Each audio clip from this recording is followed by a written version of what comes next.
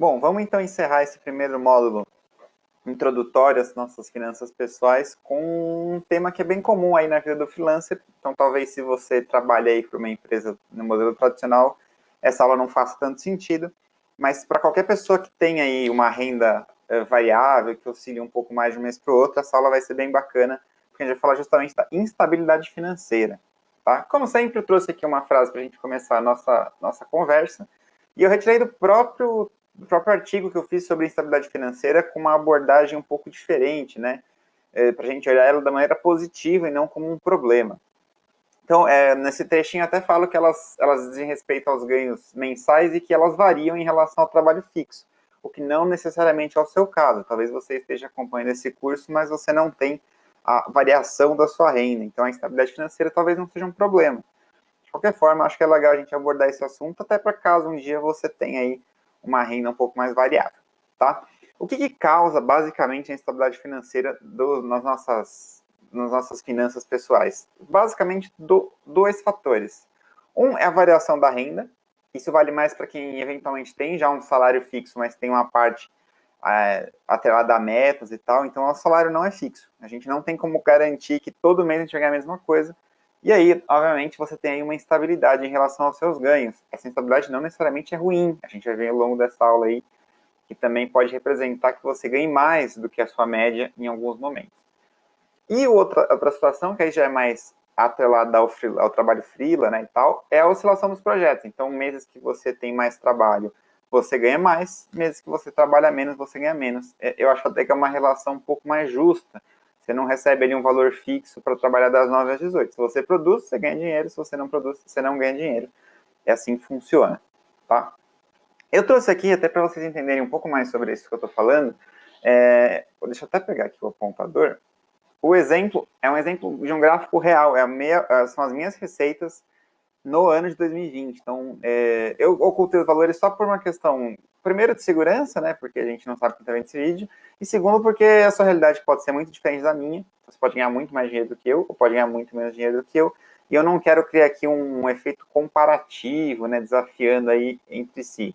O objetivo, na verdade, é que a gente tenha aí uma visão maior de como funciona. Então, eu peguei esse apontadorzinho para vocês verem que realmente não é nada fixa a minha origem dos ganhos, né? Ela oscila bastante. Então tem vezes que ela vai lá para cima, depois ela cai, mas vocês vão perceber que existe aí quase que uma linha mais ou menos no meio do gráfico, que, com exceção aqui do mês de setembro, que foi um pouquinho abaixo da média, ela nunca abaixa disso, né? É muito raro eu ter valores aí abaixo dessa linha, que seria aí a minha média. Então, a partir disso se configura naquela receita mista que a gente viu nas outras aulas. Eu tenho uma fonte de receita aí meio que fixa, que é justamente essa linha aqui, né? Ela basicamente não fica abaixo disso, com exceção de setembro, e aqui um pouquinho em janeiro.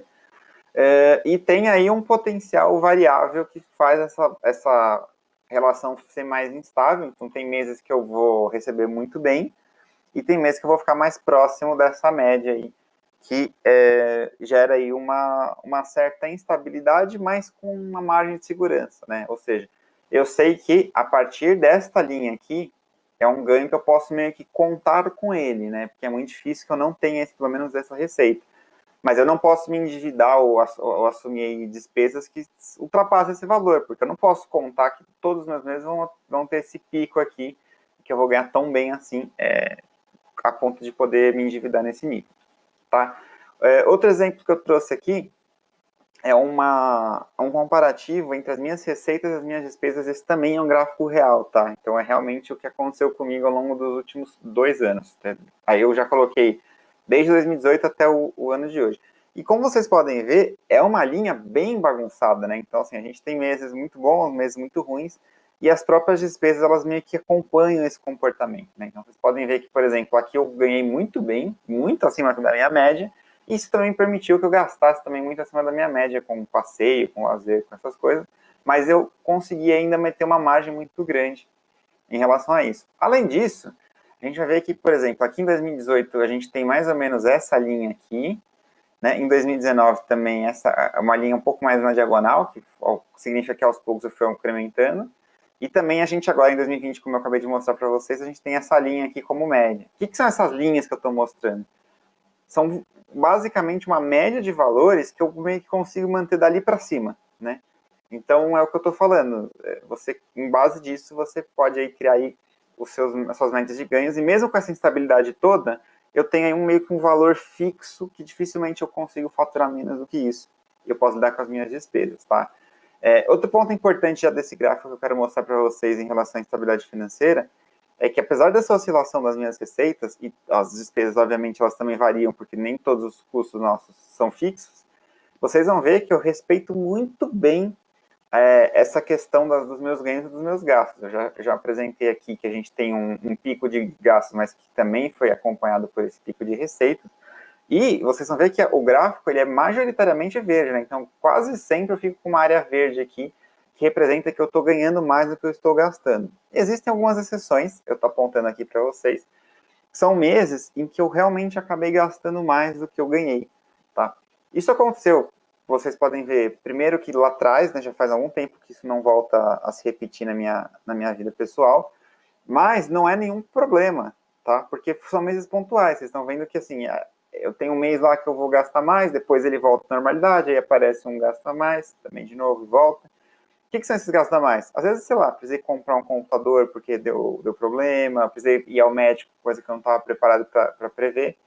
Só que nesse sentido todo, vocês vão ver que é importante ao longo prazo, tá? Então, por mais que eu tenha esses meses aí perigosos, ou meses aí que a gente tem uma receita muito próxima da nossa despesa, que fica quase no 0 a 0, na maioria dos meses eu tenho uma estrutura aí que eu ganho mais do que eu gasto, que é o saudável para a nossa saúde financeira, né? Para a gente não se endividar. Então, aqui a gente teve, né, um mês que eu gastei mais do que eu devia, mas aqui eu já compensei, e aqui a gente tem uma sobra bem grande de financeira que eu posso começar a usar para guardar. Então, aqui mesma coisa, né? A gente teve outro mês que eu gastei mais do que eu devia, ou que eu poderia, mas também vieram aqui alguns meses em que a gente tem uma sobra muito grande entre o que eu ganhei e o que eu gastei. Então, isso se torna extremamente saudável no longo prazo, tá? Então, essa é a minha dica para vocês, assim. Não fique muito focado no mês a mês se você tem uma renda variável, tá? Você vai ter realmente algumas situações em que não é possível lidar aí com esse net entre ganhos e receitas e despesas de maneira a ficar sempre dentro do prazo. E essa é uma dica que vale também para você que tem um salário fixo, tá? Mesmo que você não tenha essa oscilação toda, em alguns meses vai acontecer também de você gastar um pouco mais do que você ganha, como aconteceu aqui, como aconteceu aqui. Mesma coisa, o importante não é o mês. Um mês isolado ele não vai te tornar uma pessoa endividada. O que vai te tornar endividado vai ser a repetição desse processo, né? Você gasta mais do que você ganha com frequência. Aí sim, você vai ter um problema. Mas o legal é você olhar para um horizonte aí de 3, 6, 12 meses e ver que em todos esses 3 anos aqui, eu ganhei mais dinheiro do que eu gastei. Então, está dentro de uma normalidade, tá?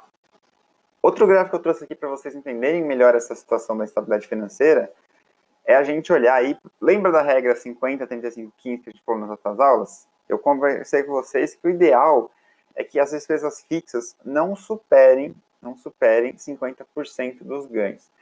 Vocês vão ver que as minhas despesas fixas, elas variam mais do que o normal, né? Então, a gente tem aí, as barrinhas não são tão fixas quanto fixas, é porque eu considero aí também algumas despesas como as despesas semifixas, né? Então, mercado, né?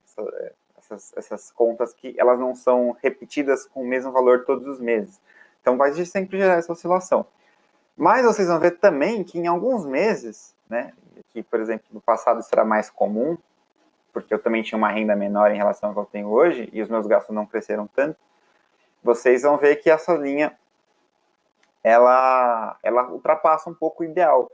Mas eu não vou fazer a conta aqui de todos os meses, mas vocês vão ver que na maior parte das vezes, esse valor ficou dentro do ideal. E em alguns casos, como a gente tem aqui em abril, como a gente tem em dezembro, como a gente tem em outubro aqui, eu fiquei bem abaixo dessa meta, né? Então, o que é bom, significa que eu gastei muito menos do que o que eu poderia gastar. Então, no longo prazo, novamente, ela está num patamar saudável. Ou seja, as minhas despesas fixas, elas raramente estão levando mais da metade do que eu ganho, o que permite que eu ainda tenha mais metade do dinheiro para gastar com as despesas variáveis e com as minhas reservas financeiras para investimentos, reserva de emergência e tudo mais. Tá bom? Então, deixa eu até guardar esse computador agora, que eu acho que ele não vai mais ser útil. Continuando a nossa conversa aqui, né? A instabilidade, ela é vista como pelos brasileiros, que tem um viés mais conservador, né, de crescer sempre o dinheiro e tal, como ruim. Mas eu não acho que ela seja necessariamente ruim, ela pode ser boa. Tá? E eu trouxe aqui 2 fatores que eu quero que você comece a enxergar a renda variável, no sentido do salário, como algo que pode ser positivo, né? Então, primeiro, ela não vai limitar os seus ganhos. Se você tem um salário fixo, independente do que você produzir, você vai receber mais ou menos aquele valor todos os meses, né? Então, isso é até um pouco desestimulante em alguns momentos. Na renda variável, né, quando você ganha por projeto, você não tem um teto. Então, você pode, lembrando lá os nossos exemplos das outras aulas, você pode ter um salário fixo de R$ 5.000, mas você pode ter meses que você vai ganhar 4.500, no outro mês você vai ganhar 7, no outro mês você vai ganhar 10, enfim, tudo depende aí do seu teto salarial. Isso também dá uma maior liberdade profissional, né, que você pode trabalhar com diferentes clientes, e vai trazer um outro benefício que eu quero conversar aqui, que é a diversificação das suas fontes de renda, tá? Eu trouxe aqui 2 cenários para a gente conversar. O cenário A é o cenário de uma pessoa que trabalha para uma empresa e tem seu salário fixo lá, bonitinho, e ele representa basicamente 100% da sua renda. Já no cenário B, eu trouxe a vida mais próxima de um freela, né? Então, inclusive esses dados são reais meus, tá? São 5 fontes de renda, e aqui eu não estou colocando nenhum tipo de investimento, é só trabalho mesmo, tá? E dessas 5 fontes de renda que eu tenho, a maior delas representa 56% do meu faturamento mensal. Ou seja, mesmo que um dia esse trabalho não precise mais de mim, ou seja dispensado, eu não perco totalmente a minha renda como seria no cenário A. No cenário A, se eu sou demitido, eu fico sem renda. Eu vou ter ali o seguro-desemprego se eu tiver carteira assinada. Se eu não tiver carteira assinada, nem isso. E depois eu vou ter que me virar para ter renda. Nesse segundo cenário, eu consigo diversificar o meu risco, né? Eu consigo ter mais fontes de renda e mesmo que eu perca a minha principal, eu ainda tenho quase metade dos meus ganhos para continuar me mantendo. Percebe a importância de você ter essa diversificação social lá com a regra dos 50, 35, 15, a nossa divisão de gastos? Se eu perco metade da minha renda e eu tenho minhas despesas fixas dentro desse padrão de metade, eu não vou me endividar, né? Talvez eu tenha que deixar de sair e talvez eu tenha que evitar, não vá conseguir acumular dinheiro para eu economizar, né, lá no longo prazo. Mas as minhas despesas fixas elas vão continuar meio que garantidas aí nesse cenário B, porque eu vou ter ainda metade da minha renda. Então, isso é um fator muito, muito, muito importante e muito positivo de quem trabalha aí com ganhos variáveis, tá bom? E aí, como é que a gente faz para lidar com a responsabilidade financeira, né? Primeiro ponto eu já abordei agora, que é o pensamento de longo prazo, né? Você tem que ter aí um mindset orientado aí para prazos maiores, porque se você ficar olhando mês a mês, você pode acabar se desesperando um pouco com um outro resultado negativo. Outra dica é você fidelizar os seus clientes, né? Porque se eles são recorrentes, como acontece comigo e você viu no meu gráfico, eles geram um valor mínimo ali que você consegue faturar no mês e reduz um pouco esse risco, toda essa oscilação que incomoda a gente no mês contra mês. Além disso, última dica que eu dou para vocês é a reserva de emergência. A gente conversou sobre isso na aula passada e ela permite que em momentos que você perca a sua renda, você possa cobrir essas despesas extras com a reserva. Eu não vou me alongar aqui. Se você não viu essa aula, dá uma voltadinha aí na aula passada, que a gente fala bastante sobre reserva de emergência, como criar, como calcular e tudo mais. Certo?